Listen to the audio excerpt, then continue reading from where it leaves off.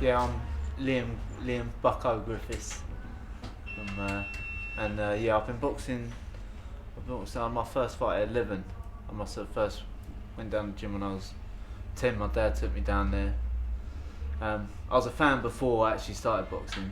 My dad was a writer. He used to take me to shows. I remember once he took me to a boxing show and I saw a kid warming up in his and he had all the gear on and he looked really good, and I was like, wow, Dad, I want to fight tonight. And Dad was like, yeah, you will.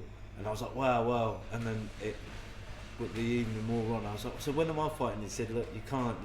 You need to have, a medical and a license. And I cried. I was like, oh, you said I could fight. He said, so I always wanted to, yeah. And Dad really I was quite an angry young child and stuff like that. So Dad, he thought it was natural for me, to take me down the gym and that. When at the time you had to be 9, so he as soon as he could, he sort of took me down there.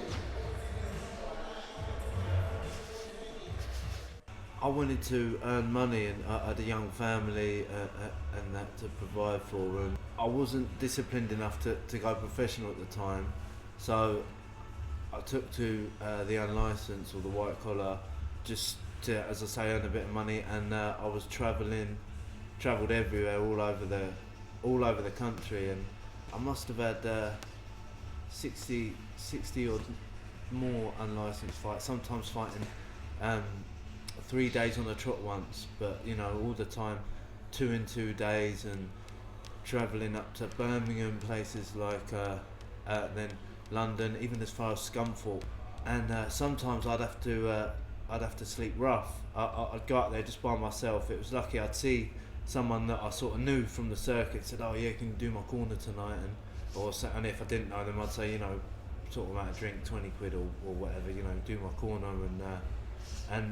But then other times it was like, right, get in, get my fight, and I'd have to get the last train at 10:30 or whatever, so I'd get my gear on and then run down to the train station. Sometimes I missed a train, I had to sleep rough. A few times I had to sleep on sort of at train stations, and then get woke up, moved on, and stuff like that. So it was good looking back on it. It was a quite hard apprenticeship.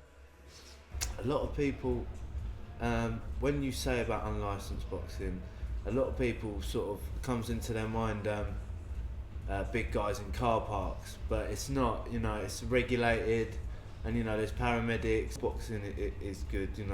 A lot of people don't like unlicensed, but it served its purpose for me, and definitely, as I say, it was an apprenticeship. Now definitely moulded me into the fighter I am today, I'd say. I saw an old amateur friend from the amateur days in the juniors, Mark Combs. He made his professional debut, and I went to watch it, and I thought, I used to spar with Mark, and he's a real talented fighter, but I just thought, I should be doing that. And he was trained by another old friend called Michael Ballingall, who I knew when I was younger and stuff. So I approached Michael and said, what's this all about? And he said, yeah, well, you're getting punched in the head in the unlicensed. You're not getting looked after.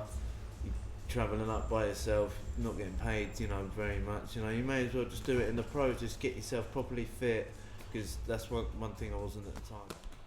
A little ambition of mine is I'd like to have, say, 100 fights. But I'd like to have something to show for it. Not you get fighters, they've had hundreds of fights and they got nothing to show for it apart from a slurry voice and a Rolex watch, and I wouldn't want that. But they say, but they have a brilliant lifestyle, live the playboy lifestyle. But what I'd like to do is nothing big. It's maybe buy a burger van and have Bucko's boxing burgers, pictures of me up in, with various famous boxers, and then do something like that. As a youngster, I fell into drugs and drink and was hanging with the wrong crowd and stuff like that. Ended up going to prison, and because I wasn't boxing before, and actually in prison, boxing helped me. Where I was totally alienated.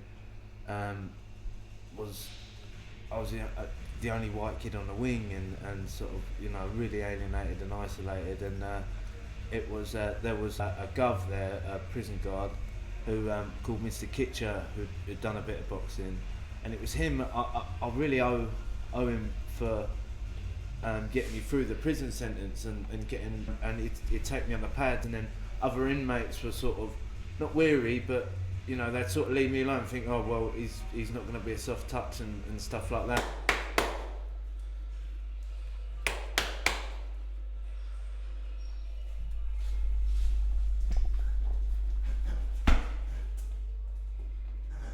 They say boxing damages health, but it promotes self-discipline, self-esteem and confidence.